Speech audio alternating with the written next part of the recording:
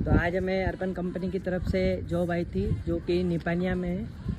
ये लोकेशन है दोस्तों। तो यहाँ पे हमें अभी इस एसी की कंप्लेन आई थी। तो इस एसी में अभी हमने पूरा खोल करके चेक किया कि क्या प्रॉब्लम था। तो इसके अंदर दोस्तों कंप्रेसर बहुत ज़्यादा हाई एम्पियर ले रहा था। तो इसके अंदर हमने खोल के चेक किया, यहाँ पे ये टर्मिनल जला हुआ था, कैपेसिटर सही था।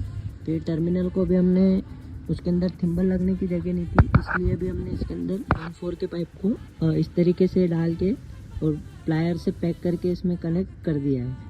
तो आपको दोस्तों ये जुगाड़ कैसा लगा कमेंट करके ज़रूर बताइएगा। और ऐसे ही नई वीडियो देखने के लिए हमारे चैनल को लाइक एंड सब्सक्राइब ज़रूर करिएगा। धन्यवाद दोस्तों।